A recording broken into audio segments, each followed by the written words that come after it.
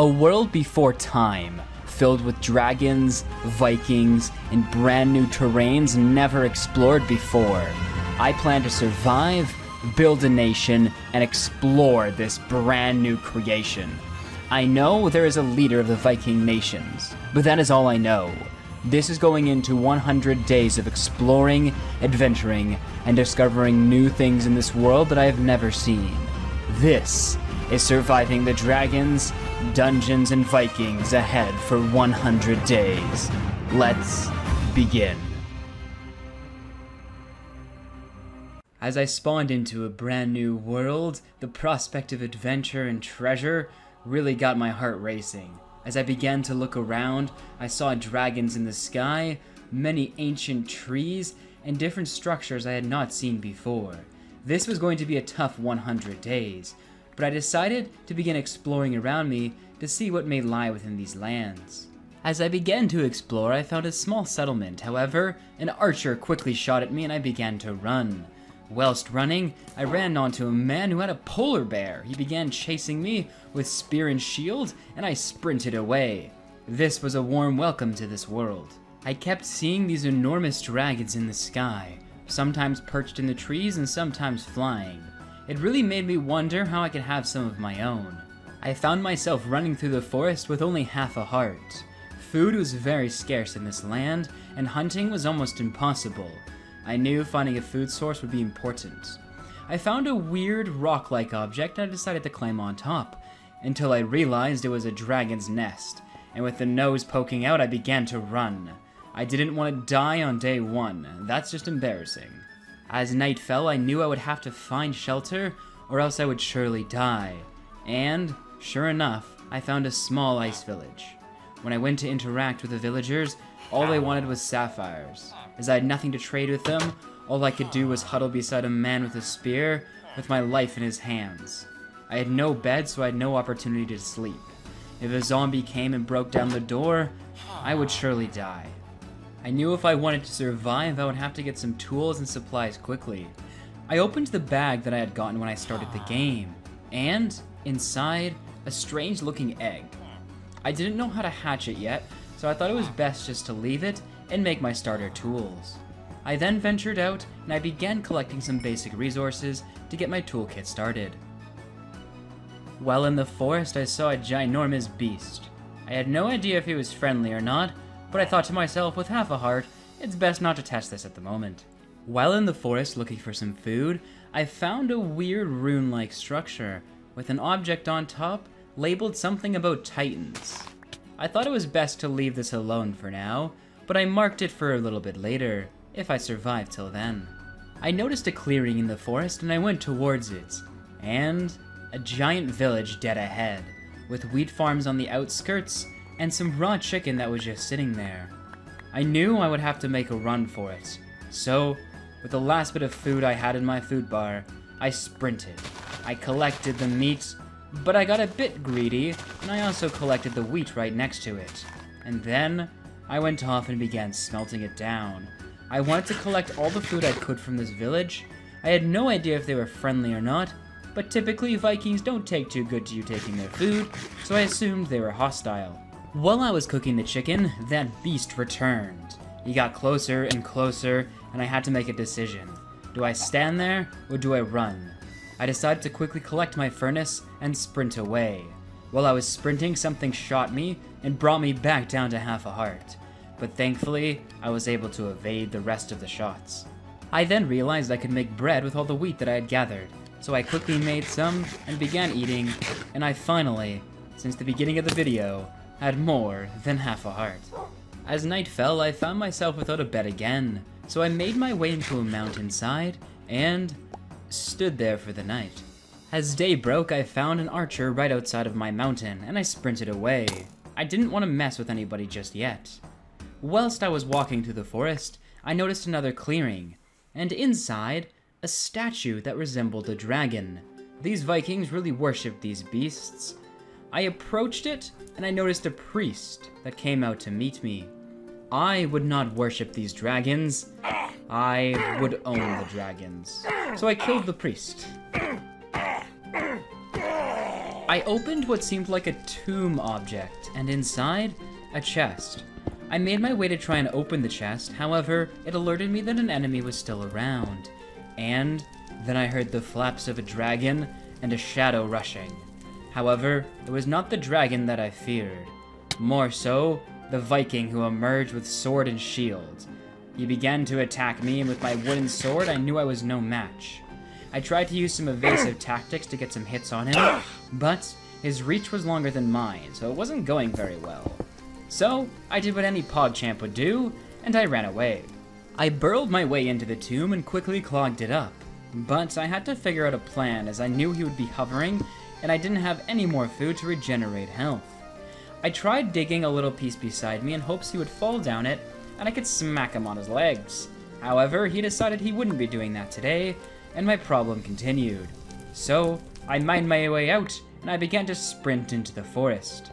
I used the trees to my advantage, getting hits on him, whilst avoiding him. And eventually, after some time, I was able to take him down, and I survived the first 3 days inside of my world. I made my way back to the dragon statue, and mined back into the tomb. I was now able to loot the chests, where I found some basic iron tools.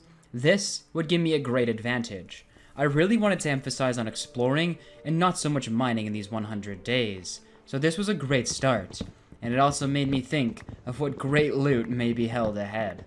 I began to build a temporary base right beneath the dragon. I collected some wood from the nearby trees, and then began collecting some cobblestone from the ground below me, and all of a sudden I was attacked by a guard. I was able to kill him, but he dropped a sword, called the Soldier's Sword, and I didn't realize this at the time, but this was going to be huge for later. I continued building and getting the framework of my house done when another soldier came out of nowhere and attacked me. Why was this happening? I had no idea.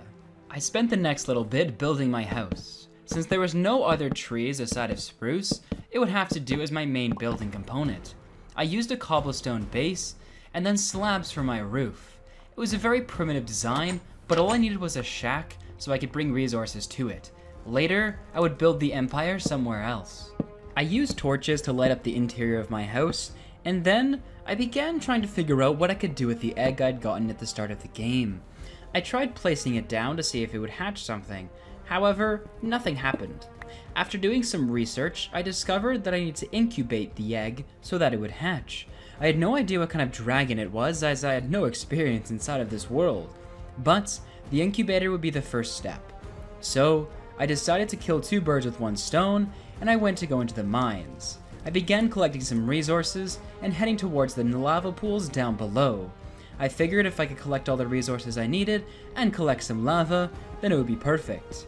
As you see, for the incubator, there are 2 types of incubators. There's an ice incubator and a fire incubator. And from what I understood, my dragon was a fire dragon, so I would need lava to be able to incubate it. Sounds like a cozy incubation process. When I finished mining, I went back to my base and I collected all my supplies. I decided I wanted to move elsewhere before I made my main base, as that dragon was slightly annoying and I didn't want him perched over my base like he owned the place. So I began to move. I found this watchtower-like object with some hay bales next to it, and some soldiers guarding it. We engaged, and I killed them. I then collected all of the wheat, as that would serve as really good food for now, because I still couldn't figure out how I was supposed to have food inside of this world. It was too cold to grow any wheat, and there was no animals anywhere. I made myself a diamond pickaxe from all the diamonds I had gotten from mining, and then ventured back down to collect some obsidian. I realized that to make an incubator I not only needed lava, but also obsidian. I then made the incubator, and I placed the dragon egg inside. This was exciting, because as soon as I had dragons, I could begin taking on some of the more powerful enemies inside of this world. However, nothing was happening. I figured that it probably needed lava, so I went and got some and put it in. But the lava was decreasing and nothing seemed to be happening to the egg, so I was very confused. I thought to myself, well, maybe it's an ice dragon, so I need to go collect some ice. I ventured out and I was able to find an ice dragon nest.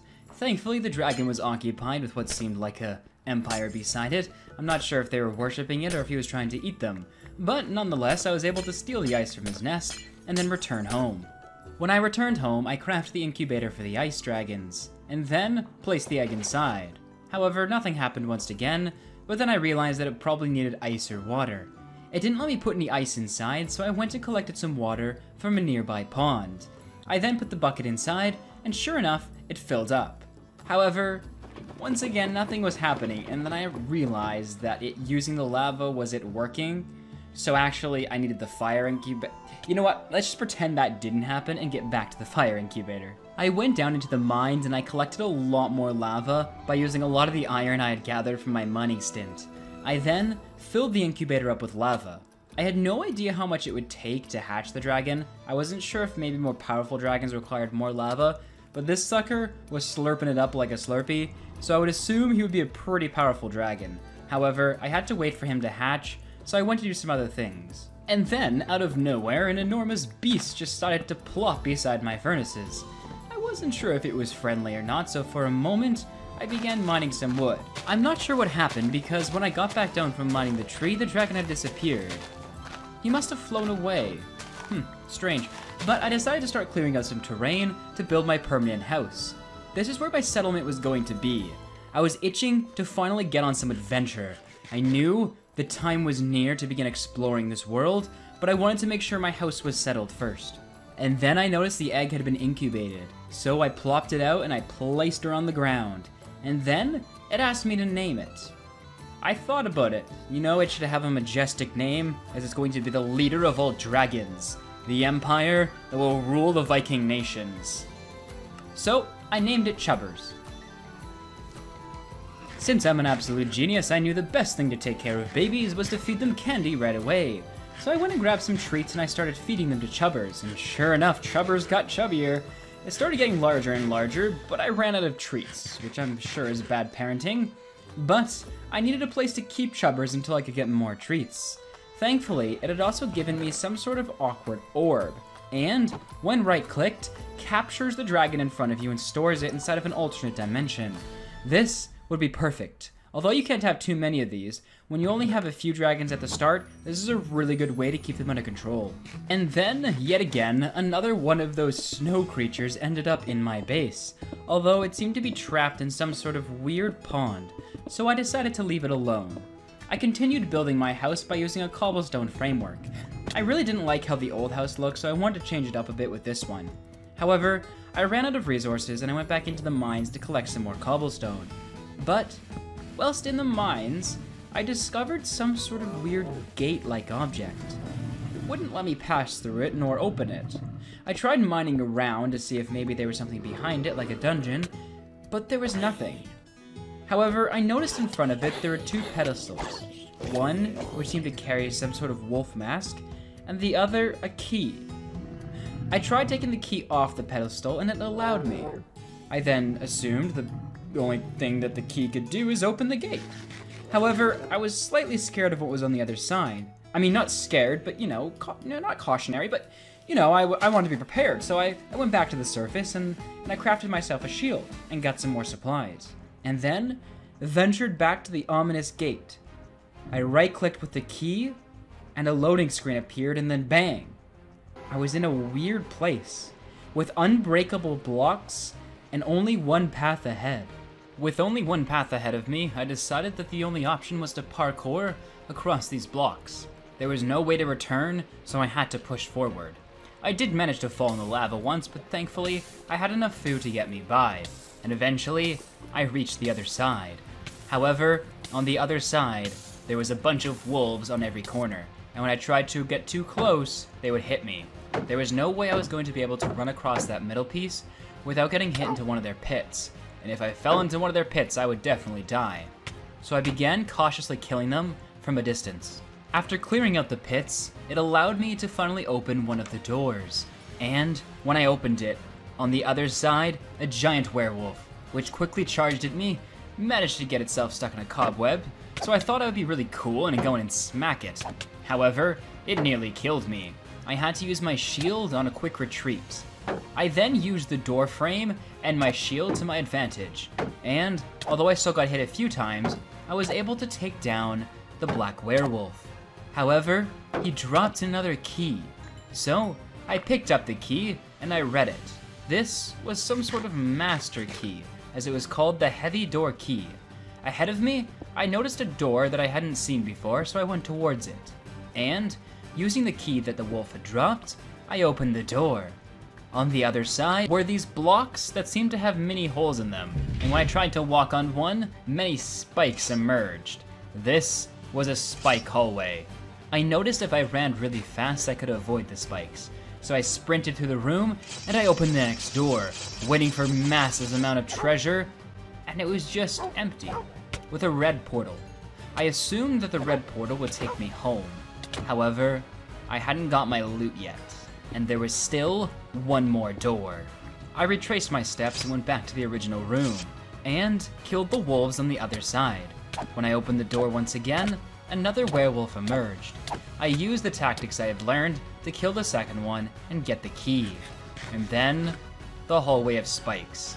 I sprinted across it, opened the main door, and inside a chest with some wolves, and I quickly attacked them. I was able to kill them both, and then, finally the loot I had wanted.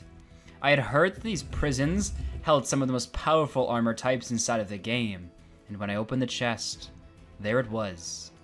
A lichen helmet. I instantly put it on and it looked really cool.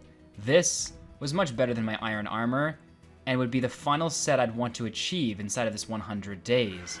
Or so I thought. When I arrived back home, it had me wondering. The key that I had used said it was a tier 1 key, and it got me to thinking about how many other tiers there are. But I decided to go back and begin working on the house. I began finishing up the walls, and then I cleared out the floor. I then began placing down some spruce wood planks as the new floor. I have always liked the look of spruce wood and cobblestone. All of a sudden, in the middle of the night, I was attacked by Fire Nation spearmen. There were many of them, but thankfully I had decent armor. The fight was close, but I was able to take them down. It started me thinking, who were the Fire Nation? If I was fighting the Vikings and the dragons, who did the Fire Nation belong to? It got me thinking that if there was a mystical race that potentially managed the ancient dragons. This would make sense, because why else would the Vikings be paying homage to anything? The most fierce warriors in the world? They were not afraid of dragons. Perhaps they were afraid of the Fire Nation. I capped off the roof by using spruce wood planks. This was the final part of my house completed. It was now time to begin adventuring and seeing what the Vikings held around me. Fighting some of the Viking outposts around me would be no easy challenge. I knew if I were to fight them, I could free some of the soldiers to fight for me. However, I would need some of my own soldiers. So I began smelting down some iron I had got from the mines, and outfitted a few soldiers I had created. This would be the start of a one-day massive army to take on the Viking empires. I then began exploring. I found a small blacksmith-like place, and when I approached, I was attacked by a dual-wielding Viking. He was much too much for me, so I quickly spawned down my soldiers, and together, we took him out. Later that day, I passed what seemed like a massive Viking kingdom, with level 100 dragons guarding its gates. I tried to get close to see how many men would spawn. Sure enough, arrows hailed down, and more men on polar bears appeared. I was nowhere near ready to take on this place, so I sprinted back into the forest whilst being chased. I found a small clearing in the woods, and an archer atop a small little palisade. I decided to approach.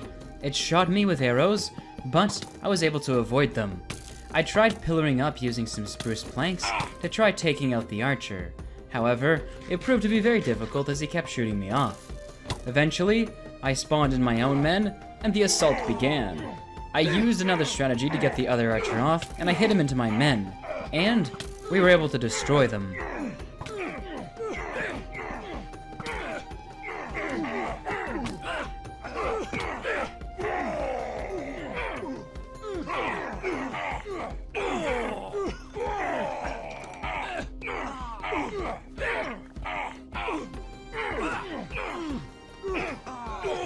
I then began to loot the chests inside, and sure enough, I found some more soldiers. This would make my army even bigger. I placed down some of the soldiers to see what they looked like.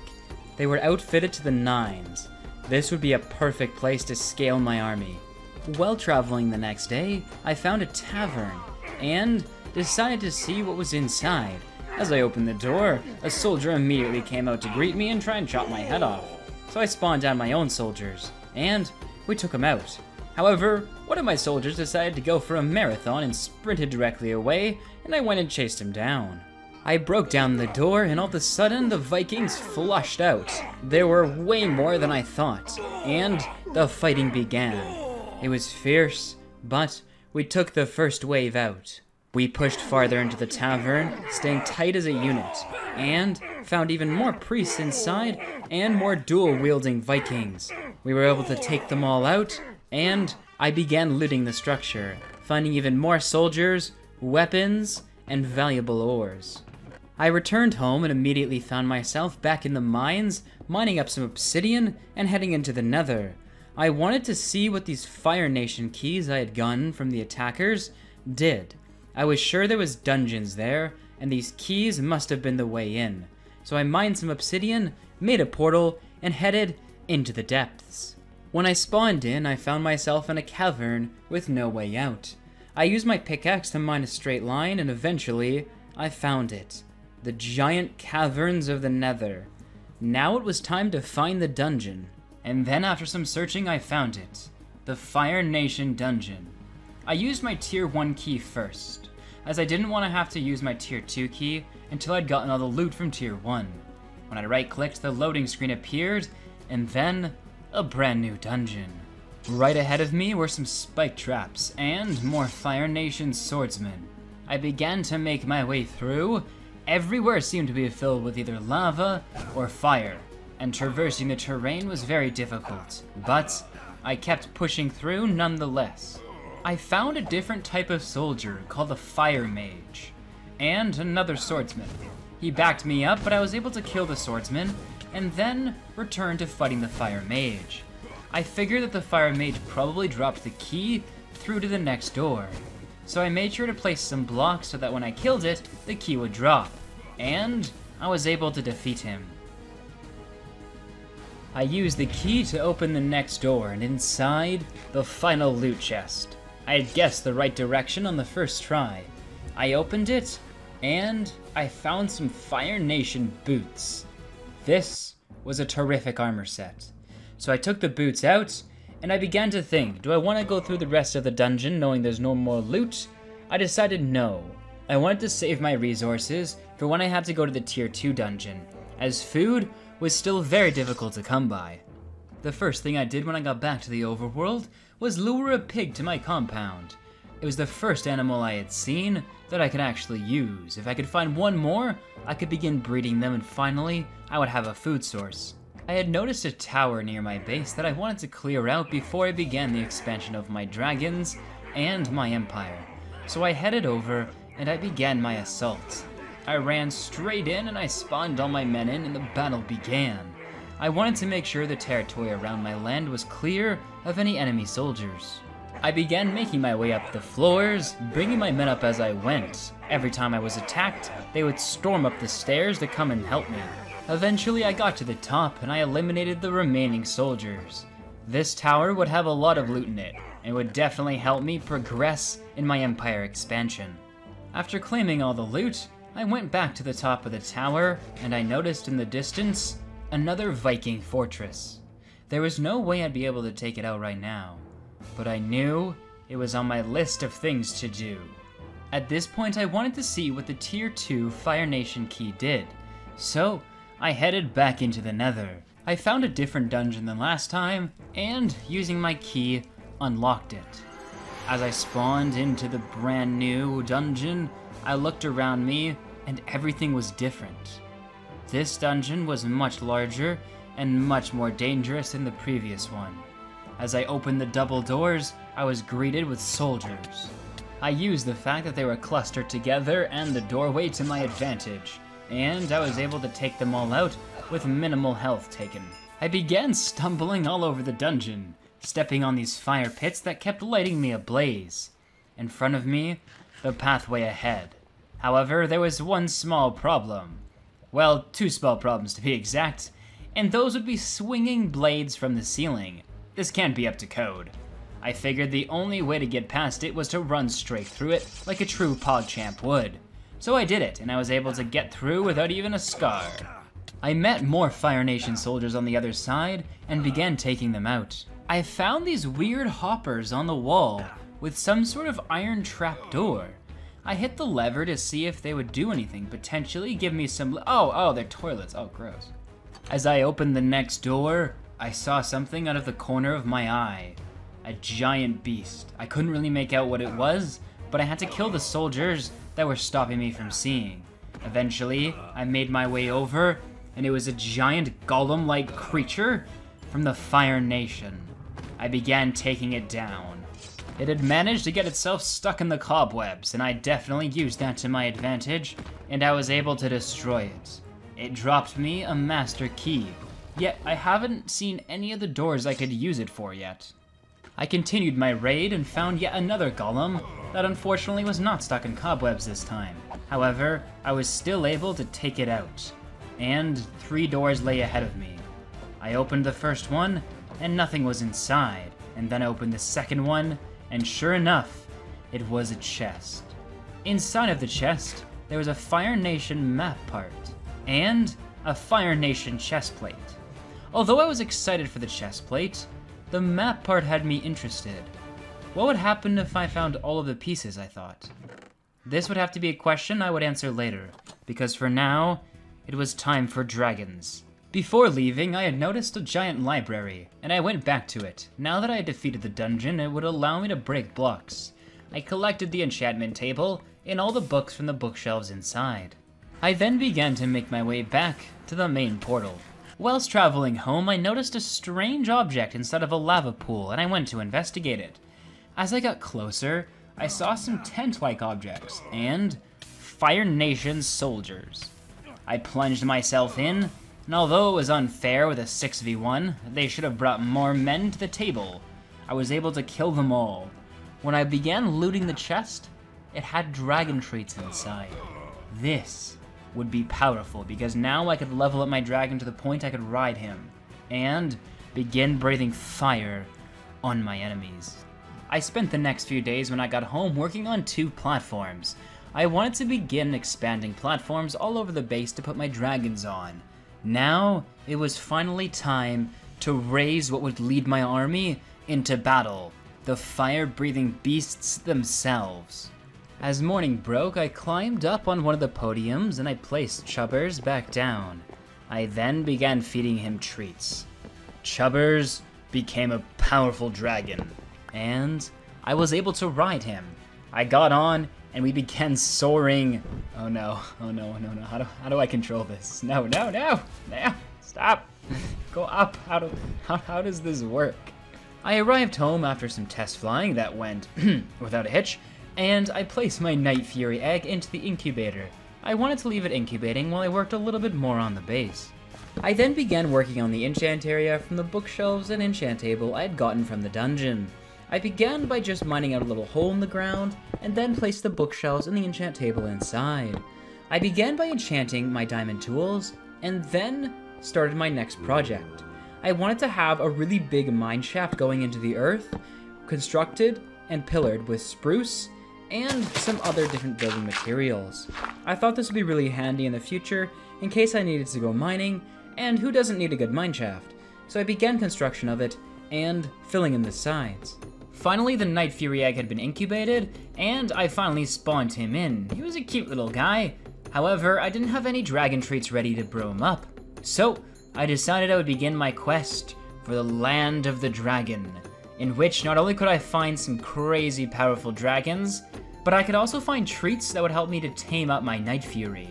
Eventually, after some adventuring, I found the obelisk, which acts as a portal to the dragon dimension. Once inside, I spawned inside of some strange monument-like object, and right beside me, there was a creature or a statue. I couldn't tell what it was. I got up and I started moving towards it cautiously. I then left-clicked it to see if it would do anything. Particle effects began, and all of a sudden, a 3-headed dragon spawned in. This was one of the guardians of the dragon realm. The battle was fierce. I first escaped the podium and tried to get my bearings. Every time he got me low, I would use the pillars as he wasn't that agile. Eventually, after some time, I was able to bring him down.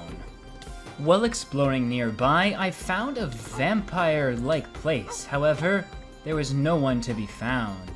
I then went towards the head chair and beside it, a vampire egg. I didn't know if this spawned a dragon or an actual vampire, but I took it for later studies. I thought that kind of dragon would be super cool. I then left as it wouldn't let me remove any of the furniture, so I wasn't able to actually take any of it. Quickly though, in the distance, I noticed a strange pyramid-like object. I moved towards it and I went inside. There seemed to be a sarcophagus in the middle, and these ancient mummies and beetles everywhere. I began collecting what was on the outskirts, and moved towards the sarcophagus. However, when I opened it, it was empty.